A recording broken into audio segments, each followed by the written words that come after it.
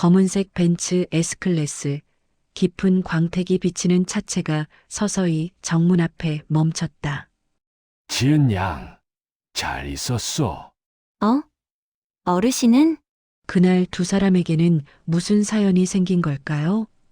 서울 강남 유리로 반짝이는 38층짜리 빌딩 앞. 이른 아침 출근길의 공기는 냉정하고 빠르다. 대기업 해운그룹 본사 앞은 늘 분주하다. 명함 한 장에도 인생이 달린 듯 사람들은 급히 걸음을 옮긴다. 그날도 신입사원 이지은은 허겁지겁 커피를 들고 회사를 향하고 있었다. 신입 1년 차, 매일 아침 버스비를 아끼려고 두 정거장을 걸어 다니는 게 습관이 된 지 오래였다. 그녀의 지갑에는 단돈 30만 원이 전부였다. 월세, 어머니 병원비, 대출이자까지 다 계산하면 항상 마이너스였다. 그런데도 지은은 늘 웃었다. 언젠가 다 좋아질 거야. 하루하루 성실히 살다 보면. 그때 회사 정문 앞 벤치에 한 노인이 앉아 있었다. 추운 바람에 손을 비비며 낡은 서류 가방을 무릎 위에 올려놓고 있었다. 행인들은 무심히 지나쳤다. 거지인가 봐. 요즘 저런 분 많아. 위험하니까 가까이 가지 마. 차가운 말들이 오갔다. 지은은 잠시 멈춰섰다. 그 노인의 눈이 유난히 슬퍼 보였다. 그녀는 조심스레 다가갔다. 어르신, 괜찮으세요?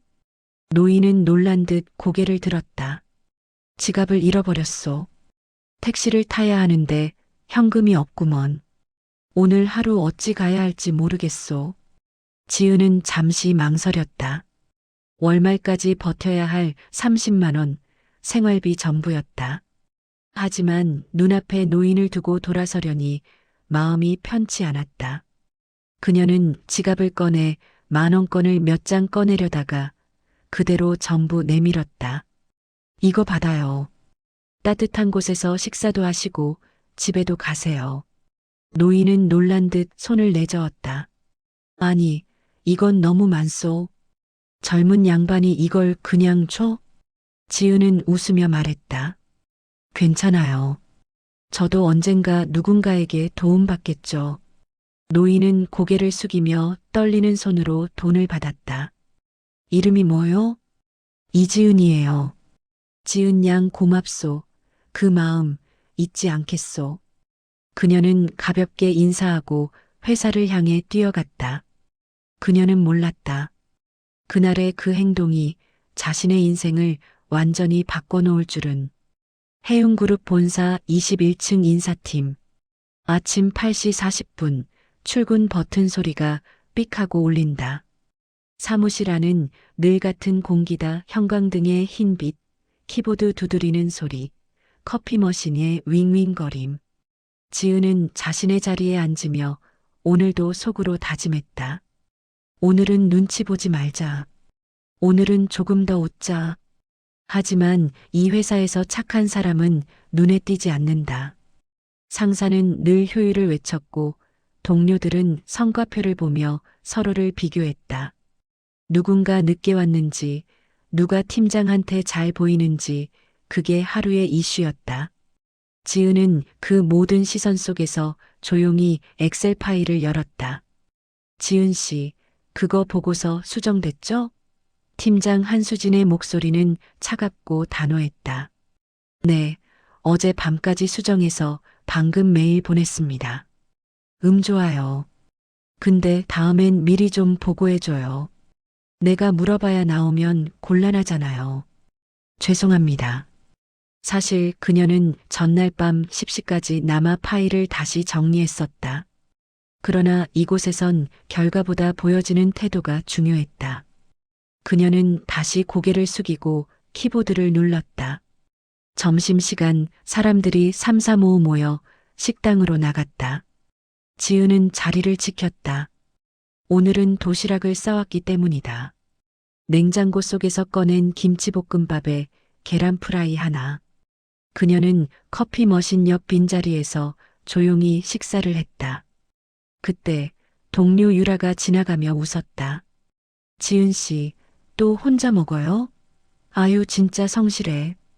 우리랑 좀 놀아요. 괜찮아요. 오늘은 해야 할 일이 많아서요. 그래도 너무 그러면 팀에서 튀어요. 그 말에 지은은 웃었지만 속은 씁쓸했다. 튀면 안 되고 눈에 안 띄어도 안 되고 그럼 어떻게 살아야 하지? 퇴근 5분 전 팀장은 새 업무 지시를 내렸다. 지은 씨, 인사평가표 정리 오늘 끝내주세요. 내일 보고해야 하니까. 오늘이요? 네. 다들 바쁘잖아요. 신입이 좀 더 수고해야지. 그녀는 그날도 마지막으로 사무실을 나섰다. 복도에 불이 꺼지고 청소기 소리만 남았다. 지은은 엘리베이터 거울 속 자신을 보며 중얼거렸다. 그래도 괜찮아. 오늘 내가 한 선택들이 틀리진 않았을 거야. 그녀는 그 순간에도 몰랐다. 자신의 작은 진심이 머지않아 회사 전체를 바꾸게 될 거라는 걸. 다음 날 아침 팀 회의. 하얀 스크린에 실적 그래프가 떴다. 팀장은 말했다. 이번 분기 성과가 예상보다 낮아요. 특히 인사관리 파트, 지은 씨 자료 좀 다시 보세요. 지은은 머리를 숙였다. 네, 바로 수정하겠습니다. 지은 씨, 그런 태도 좋아요. 근데 좀 더 공격적으로 일해야죠. 세상은 착하기만 해서는 안 돼요. 회의실 안웃음소리. 그녀는 웃었지만 손끝은 떨렸다. 공격적이라 그게 정말 좋은 직원의 조건일까? 회의가 끝난 뒤 유라가 몰래 와서 속삭였다. 팀장님, 오늘 기분 안 좋은가 봐. 괜히 지은 씨한테 그러네. 괜찮아요. 저도 배워야죠. 그래도 너무 참지 마요. 착한 사람은 손해본다니까. 그 말이 지은의 가슴에 남았다. 착한 사람은 손해본다. 그럼 나는 어떻게 해야 하지? 그녀는 잠시 멍하니 창밖을 봤다. 회사 앞 벤치가 눈에 들어왔다. 며칠 전 그곳에서 만난 노인이 생각났다. 그 낡은 모습 하지만 눈빛은 이상하게 따뜻했다. 지은 양, 고맙소. 그 마음 잊지 않겠소. 그 목소리가 아직도 귓가에 남아 있었다. 그날 저녁, 지은은 회사 앞 벤치 앞을 지나며 발걸음을 멈췄다. 거긴 이제 텅 비어 있었다. 벤치에 남아있는 낙엽 하나가 그날의 기억처럼 흔들렸다. 지은은 조용히 속삭였다. 그 어르신, 그날 정말 괜찮으셨겠지? 그때 회사 정문에서 보안 요원이 말을 걸었다. 저기요, 혹시 며칠 전에 여기서 노인 한 분 도와주신 분 맞죠? 네, 그걸 어떻게 해? 그분 며칠 전에 다시 왔었어요. 근데 오늘은 못 봤네요. 아무튼 그분이 고맙다고 편지 같은 걸 남겼던데 제가 못 전해드렸네요. 보안 요원은 작은 종이 한 장을 건넸다. 언젠가 다시 찾아뵙겠소. 그때 인사 제대로 하리다. 지은은 그 종이를 손에 쥐고 가만히 웃었다. 왠지 모르게 따뜻했다. 하지만 그녀는 몰랐다. 일주일 후 그 말이 현실이 되어 돌아올 줄은.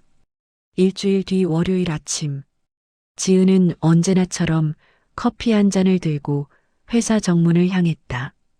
봄 햇살이 차갑게 반짝였고 사람들의 목소리는 여느 때보다 들떠 있었다. 오늘 회장님 오신대. 직접이요? 그럼 진짜 난리 나겠네. 해운그룹의 회장 최재만. 이 회사의 창립자이자 전설로 불리는 인물. 평소엔 얼굴 한번 보기 힘든 그가 오늘 본사에 방문한다는 소식이었다. 직원들은 긴장한 얼굴로 복도를 닫고 간식 코너를 정리했다. 지은은 구석 자리에서 서류를 정리하며 마음속으로 중얼거렸다. 회장님이라니 나랑은 상관없는 분이지. 그때였다. 정문 앞에서 웅성거림이 일었다. 수많은 직원들이 출입구로 몰려가며 속삭였다. 왔대, 왔대. 저 차 봐, 회장님 차례. 검은색 벤츠 S클래스, 깊은 광택이 비치는 차체가 서서히 정문 앞에 멈췄다. 운전석 문이 열리고 보좌관이 내렸다. 그리고 뒷좌석 문이 천천히 열렸다. 그 순간 지은의 손에서 파일이 떨어졌다. 그 안에서 내린 사람은 일주일 전 그 벤치에 앉아있던 그 노인이었다. 그는 완벽한 맞춤 수트를 입고 있었다. 머리는 단정히 빗겨 있고 구두엔 윤이 났다. 그의 얼굴에는 부드러운 미소가 번져 있었다. 회장님, 어서 오십시오. 임원들이 일제히 허리를 숙였다. 그는 고개를 끄덕이며 한 사람을 바라봤다. 바로 지은이었다. 지은의 심장이 쿵 내려앉았다. 그녀는 어찌할 바 몰라 고개를 숙였지만 이미 회장은 그녀를 향해 걸어오고 있었다. 지은 양, 잘 있었소? 그 순간 사무실 전체가 얼어붙었다. 모두가 숨을 죽이고 둘을 바라봤다. 그날 정말 회장님이셨나요? 그렇소. 그는 부드럽게 웃었다. 그날 자네가 보여준 따뜻함을 잊을 수가 없었소. 그 덕에 내가 다시 이 회사를 돌아볼 용기를 얻었지. 지은은 말을 잃었다. 그날의 기억이 떠올랐다.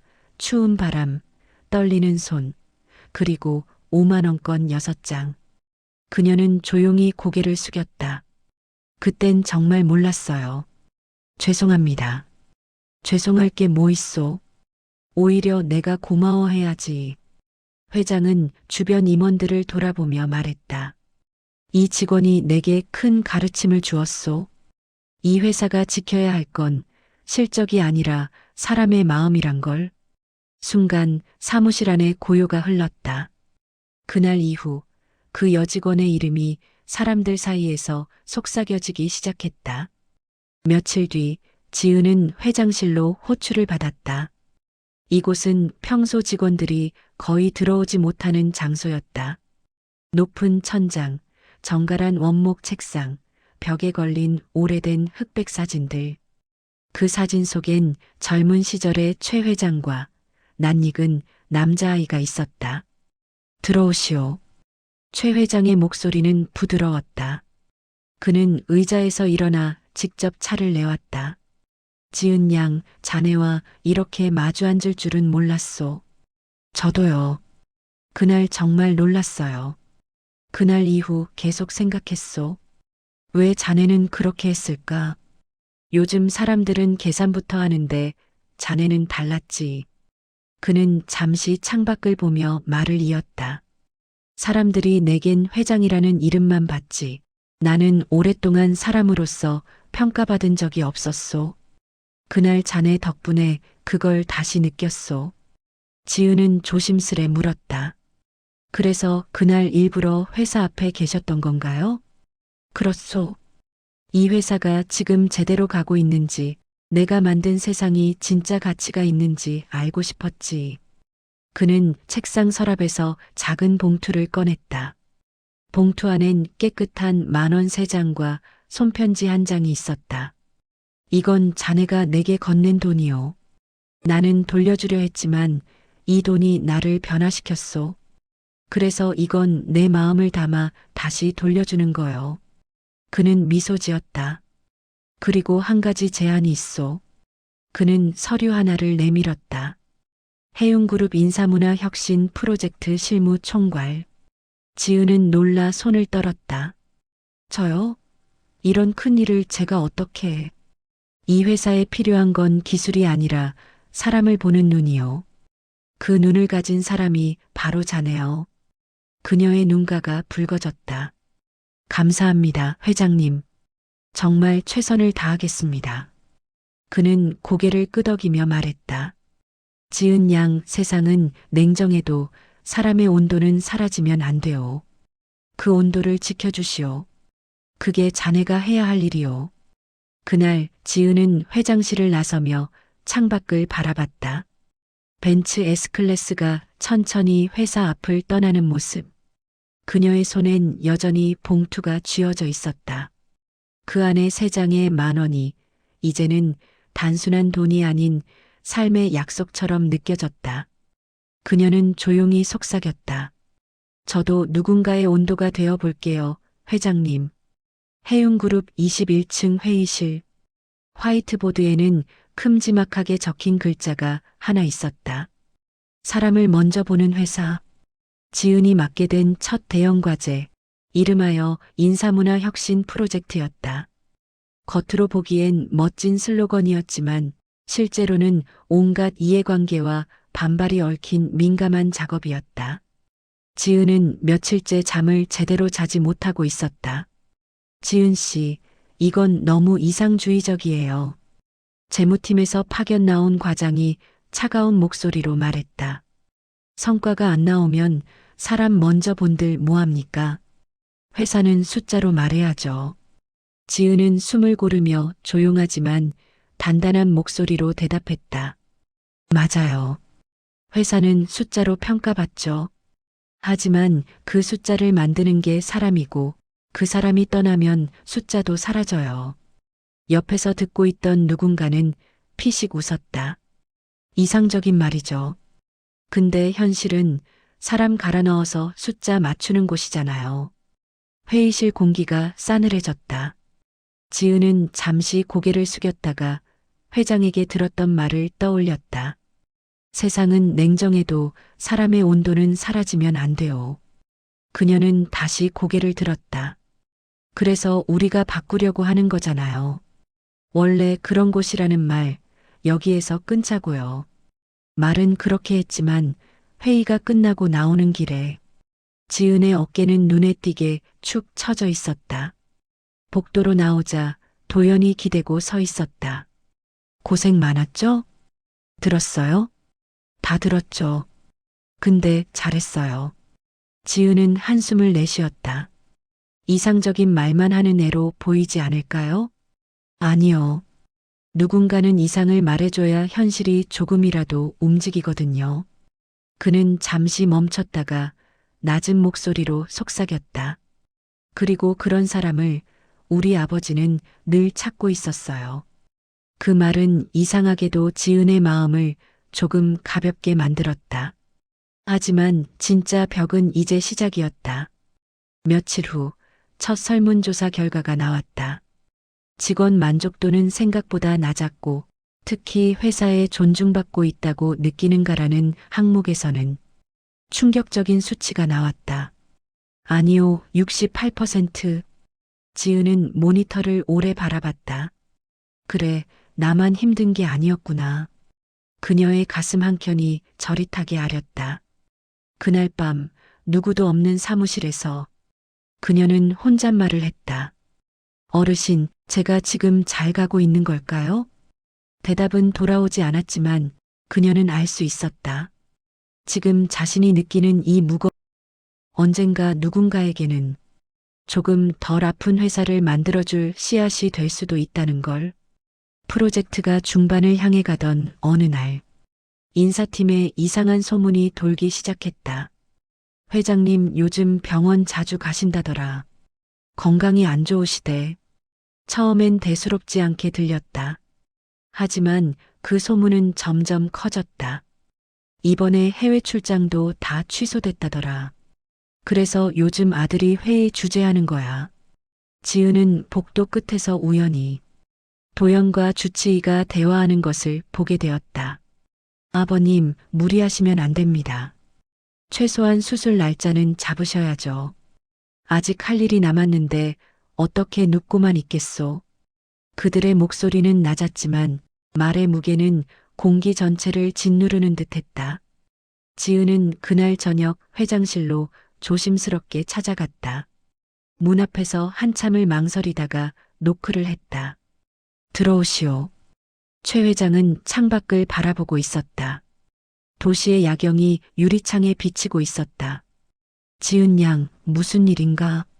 건강이 안 좋으시다는 이야기를 들었어요. 소문이 빠르군. 그는 웃었지만 웃음 속에 피로가 묻어 있었다. 걱정 마시오. 나이 들면 다 그런 거지. 지은은 말없이 그의 앞에 섰다가 조심스레 입을 열었다. 회장님, 저에게 프로젝트 맡기셨을 때 그러셨죠. 사람의 온도를 지켜달라고요. 회장님 자신도 조금은 지켜주셔야 해요. 그는 잠시 놀란 표정으로 그녀를 바라보다가 천천히 숨을 내쉬었다. 자네는 참 남의 마음을 들여다보는 재주가 있구려. 그리고 조용히 덧붙였다. 사실 나도 시간이 얼마 남지 않았다는 걸 느끼고 있어. 그래서 더 급했지. 이 회사가 내 시대에서 멈추지 않도록. 지은의 눈가가 붉어졌다. 그럼 더더욱 서두르지 말고 오래 가셔야죠. 그는 미소 지으며 고개를 저었다.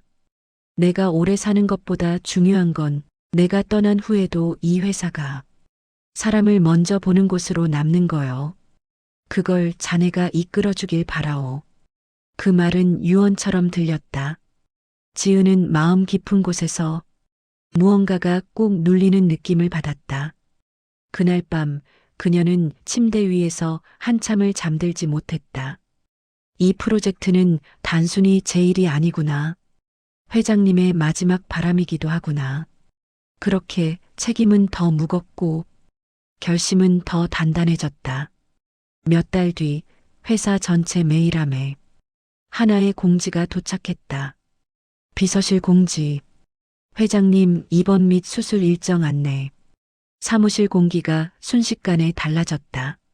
농담이 사라지고 복도 대화 소리도 줄어들었다. 인사팀 사람들은 서로 눈치를 보며 말했다. 진짜로 수술까지 가셨구나. 회장님 은퇴하시는 거 아니야? 지은은 메일을 여러 번 읽었다. 회장 최재만님은 근본 수술 및 치료로 인해 당분간 경영 일선에서 물러나십니다. 한 줄 한 줄이 마음에 비수처럼 박혔다. 그날 오후 도연이 인사팀을 찾았다. 평소보다 훨씬 야윈 얼굴이었지만 눈빛은 단단했다. 오늘 저녁 아버지가 지은 씨를 꼭 보고 싶어 하세요. 병원으로 같이 가주실 수 있을까요? 병원 VIP 병실. 창밖에는 비가 내리고 있었다. 심장 박동기 소리가 조용하게 울렸다. 최 회장은 침대에 누운 채 마스크를 쓰고 있었지만 눈빛만큼은 여전히 선명했다. 지은 양 왔나? 네, 회장님. 그녀는 의자에 앉으며 눈을 피했다. 어쩐지 눈물이 나올 것 같아서였다. 왜 그렇게 울 것 같은 얼굴을 하고 있어? 괜찮으신 거 맞죠? 수술이 뭐 대수라고. 나도 한때는 사업 확장한다고 새벽까지 뛰어다니던 사람이요. 그는 헛기침을 하고 옆에 놓인 서류 봉투를 집어들었다. 이건 자네에게 남기는 마지막 선물이요. 봉투 안에는 프로젝트 정식 승인 문서와 짧은 친필 메모가 있었다. 지은 양, 내 이름 대신 이제는 자네 이름으로 사람을 지키시오. 회사는 결국 사람으로 남는 법이요. 그 글씨를 보는 순간 지은의 시야가 흐려졌다. 그녀는 겨우 말문을 열었다. 회장님, 저 아직 많이 부족해요. 부족한 사람이 해야 하오. 스스로 위험하다고 느끼는 사람만이 사람을 함부로 쓰지 않으니까. 그는 숨을 골랐다가 마지막 한마디를 더했다. 지은 양, 세상은 아직 따뜻하오. 자네도 그걸 잊지 말고. 그 뒤로는 더 이상 말을 잇지 못했다. 그날 밤 지은은 병원 앞 벤치에 앉아 한참 동안 울었다. 회사 앞에서 노인을 마주했던 그날과 놀랍도록 비슷한 밤이었다. 수술은 성공적이라는 소식이 전해졌지만 최 회장은 더 이상 회사에 나오지 못했다. 몇 달 뒤 임시 주주총회에서 그의 공식 은퇴와 후계자로서 도연의 취임이 발표되었다. 그날 아침 지은은 일부러 평소보다 일찍 회사에 나왔다. 회사 앞 벤치에 앉아 하늘을 올려다보았다. 처음 이 자리에서 어르신을 봤을 때 난 그저 불쌍해 보이는 어르신 한 분을 도왔을 뿐인데 그렇게 생각하고 있을 때 멀리서 익숙한 엔진 소리가 들렸다. 검은색 벤츠 S클래스가 서서히 회사 정문 앞에 멈춰섰다. 이번에는 운전석에서 도연이 내렸다. 그는 잠시 차를 돌아보고 회사 앞 벤치를 향해 걸어왔다. 여기 있었네요. 네, 그냥 여기가 좋아서요. 그는 벤치 옆에 앉으며 말했다. 아버지가 항상 그러셨어요. 이 회사에서 가장 중요한 곳은 회장실도 이사회실도 아니라 바로 여기라고요. 지은은 놀란 눈으로 그를 바라봤다. 왜요? 사람의 얼굴을 가장 가까이에서 볼 수 있는 곳이라서요. 출근하는 얼굴, 지친 얼굴, 웃는 얼굴, 울컥한 얼굴. 회장이라는 자리는 결국 그 얼굴들을 책임지는 자리라고. 그 말에 지은의 가슴이 묵직하게 울렸다. 도연은 작은 상자를 하나 꺼냈다. 이건 아버지가 남기고 가신 거예요. 상자 안에는 낡은 봉투 하나와 짧은 카드가 들어 있었다. 봉투에는 그날 회장에게 돌려받았던 30만 원이 그대로 들어 있었다. 그리고 카드에는 이렇게 적혀 있었다. 지은 양에게 이 돈은 처음 자네에게 받았을 때보다 지금이 더 값지요. 이 돈으로 누군가의 마음을 또 한 번 지켜주시오. 그게 내가 자네에게 맡기는 마지막 투자요. 최재만 드림. 지은은 봉투를 꼭 쥐었다. 눈물이 뚝 떨어졌다. 도연이 조심스럽게 말했다. 지은 씨, 아버지가 생전에 농담처럼 그랬어요. 내가 며느리 삼고 싶은 사람이 한 명 있다고. 지은은 얼굴이 빨개졌다. 그건 회장님 유머였겠죠. 저는 진심이라고 생각하는데요. 두 사람 사이에 조용한 웃음이 흘렀다. 회사는 여전히 바빴다. 엘리베이터 문은 쉴 새 없이 열리고 닫혔고 사람들은 오늘도 숫자를 맞추기 위해 뛰어다녔다. 하지만 그날 이후 해운그룹의 공기에는 분명히 달라진 온도가 있었다. 몇 년이 흐른 뒤 해운그룹은 사람을 먼저 생각하는 기업으로 불리기 시작했다. 직원들은 서로를 존중했고 이 회사에 다니는 게 자랑스럽다는 말이 자연스러워졌다. 그 중심엔 사람을 지키는 리더라 불리는 지은이 있었다. 한 인터뷰에서 기자가 물었다. 사람을 먼저 보는 경영이란 무엇일까요? 지은은 미소 지으며 답했다. 누군가 회사 앞에 주저앉아 있을 때 돌아서지 않고 괜찮아요?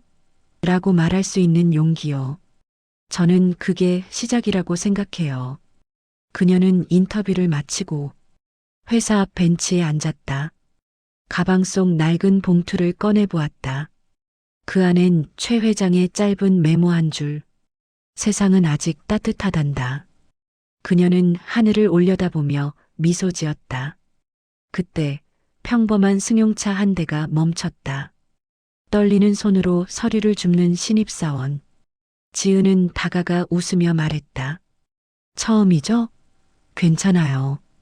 오늘 힘든 건 내일 조금 덜 힘들 거예요. 이 이야기가 마음을 따뜻하게 했다면 구독과 좋아요로 여러분의 마음을 나눠주세요. 댓글로 당신의 진심의 순간을 들려주시면 또 다른 누군가의 하루가 조금 더 따뜻해질 거예요.